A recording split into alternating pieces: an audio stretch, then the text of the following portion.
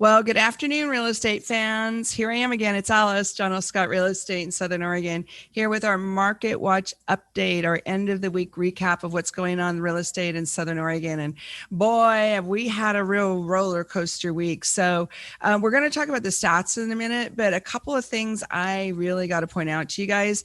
The lenders, this is something you got to be aware of. If you're in the process of buying or selling right now, the lenders are doing their employment verifications almost every 10 days, which is unusual. They used to do just like in the beginning and then maybe again at the end. But because of the corona, they're checking again. And none of this is a big deal. It's not a big deal, but you need to tell your boss if you're a buyer. You need to tell your boss or whoever HR person does your employment verifications that not to get annoyed or frustrated, because they're going to get repeated requests for employment verification, because what's happened is some people have been furloughed in the middle of their escrow but not told their lender because they're trying to close because they feel like they can still make the payment and buy the house. And so there's like that stuff going on. So just let everybody know that it's going to be like 16 more times, but it's going to be fine. Maybe bring them donuts or pizza or a Dutch Brothers or something, and it'll be fine. And if you're selling, then remind the buyer's agent that their buyer's employer needs to respond to these each and every time, because the side effect, if you don't take care of it right away, or the buyer's employer gets annoyed and says, I already did this 6 times, and goes over the shoulder, is that then the loan gets stalled. So not all the buyer's agents know that this is what's going on. But this is partly what's so fun about doing these real-time market updates every week, is you get to hear it as it's happening. So just tell your friends and family if they're in a transaction and they don't know about these finer points. If they're on the seller side, they need to help remind the buyer to take care of that stuff. Every little thing the buyer's lender asks for, to do it immediately. So like tell them 2-hour limit. And if you're on the buyer side, give yourself a 2-hour limit. When your lender says, do this, do it, and do it in 2 hours, then it'll all work. But I got to tell you, it's still an amazing opportunity. It's just beautiful to watch.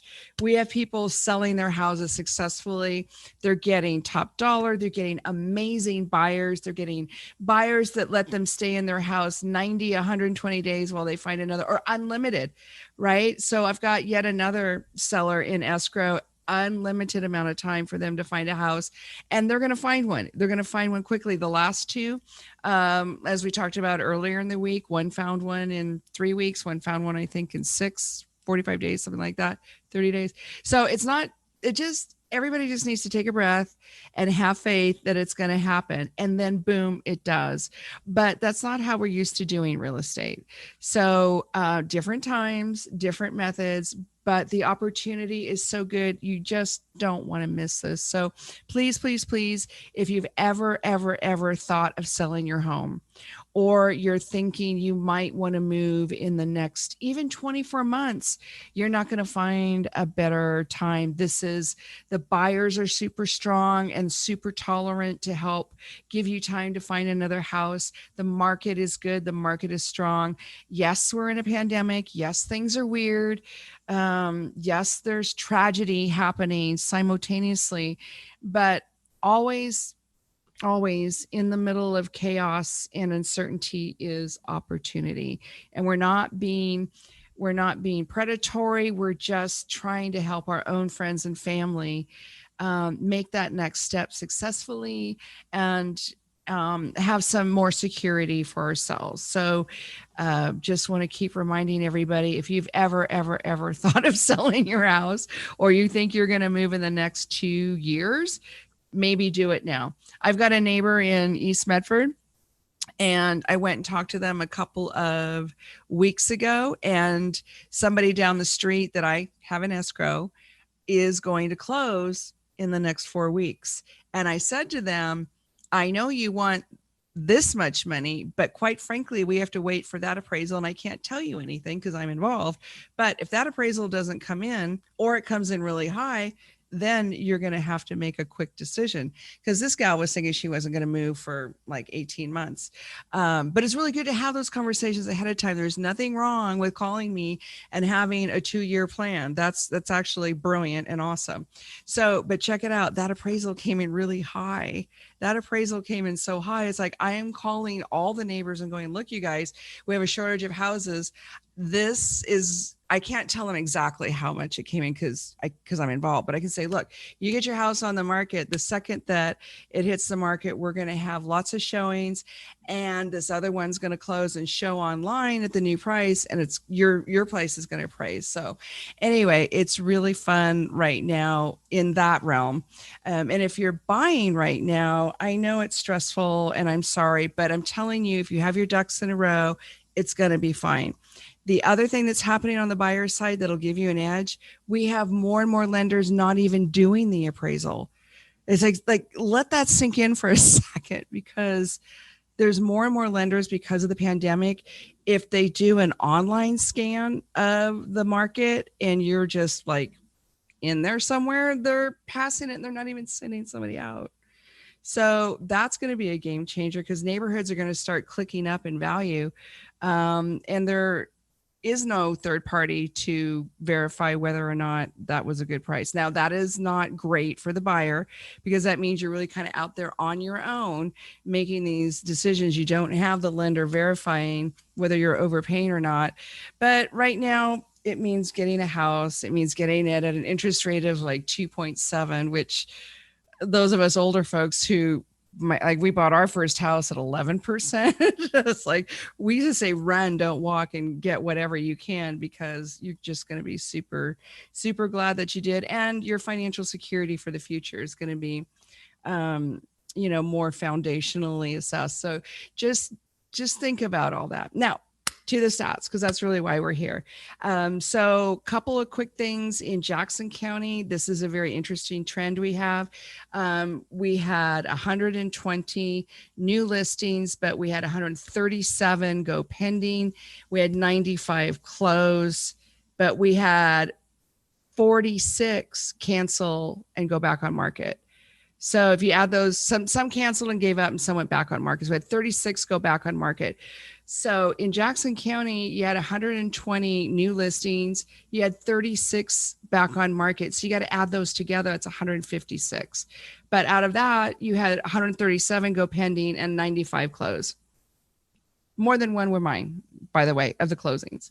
So that's a very interesting percentage. So if you look at 36 that went back on the market and 120 were on the market, 156, 95 closed. I think we really are on the beginning of a little bit of leveling off. So that's why I keep encouraging people, if you've ever thought about selling or you think you're going to move in the next 2 years, do it right now, because you're going to look like a rock star in the market. So let's talk about Josephine County and Klamath, because those are a little more stable market. They're not as volatile as Jackson County, but they also have their own like micro trends happening. So in Josephine County, we had 33 new listings, but our back on market was 15. So you add those together, that's 33 plus 15, that's 48. Out of that 48, 61 went pending and 34 closed. So that market's starting to tighten up. Isn't that interesting? It's just totally fascinating. Now, Klamath County, we had 40 new listings. We had 26 back on market. That is almost the same number. So that's quite a fascinating dynamic. So that gives us a total of 76. You had 40 in Klamath County, 40 new listings, 26 back on market. 26 back on market, 40 new ones. So that is, I got to get new glasses. My glasses on and I'm still missing these. So 26 back on market in Klamath and 40 new ones. So that's 66. And then out of those 66, Klamath had 57 go pending and 39 close. Again, some of those were my closings. So we've got a lot of interesting things happening in all three counties, but you put it all together, it makes Southern Oregon the place we love. We still have a zillion newcomers coming. So please be tolerant of their driving habits because they don't all know that we're very relaxed here. And if you just put your blinker on, we will let you in. You don't have to cut across 4 lanes of traffic. And a smile and a wave helps, right? But they will come down. It takes about 6 months is what I've been observing. If you just give people from the big cities 6 months, they'll relax and then they'll think like we do, which is if you have 5 cars in front of you, it's like, what, traffic? But that's partly why we love Southern Oregon. But we do have a lot of newcomers, and in the housing market, they are causing an impact, and it's not the same demographic as we had before. It's younger people, families, they're bringing their jobs with them. They have a lot more money than the demographic of here, but that's all going to absorb and change, and it's all going to be fine. It's all going to be fine. It's actually going to be good for Southern Oregon because a lot of these people are going to come back into the entrepreneur mode because they're going to have extra cash. They're going to have some stability. They're going to see that we have needs and services. They're going to fund other businesses. They might, be joining joint ventures. A lot of these people are coming from Silicon Valley, New York. They're coming from LA. They're coming from Seattle. They're used to these kind of business opportunities and forming businesses, helping businesses. Many of them are angel investors. So some of our local businesses might get some help from some of these newcomers. So it's going to be an interesting couple of months. We're still predicting that we're going to have a little bit of a slowdown in September. Maybe September to Easter is what we're kind of predicting. And some of that is commercial because we just have to unwind some of the job loss and the businesses that are struggling because of the corona. But we're looking at a much more positive outlook long term than we were even just a couple of weeks ago. I'm not trying to make it sound better than it is because I don't do that. But at the same time, part of the good side effect of having all this happen is that we're getting more in touch with who we love, who we need, who we care about, and how we spend our time. And that all starts translating into what kind of a home we want. So swimming pool sales are up. Motorhome sales are up. People are finding ways to be together and travel and still be safe.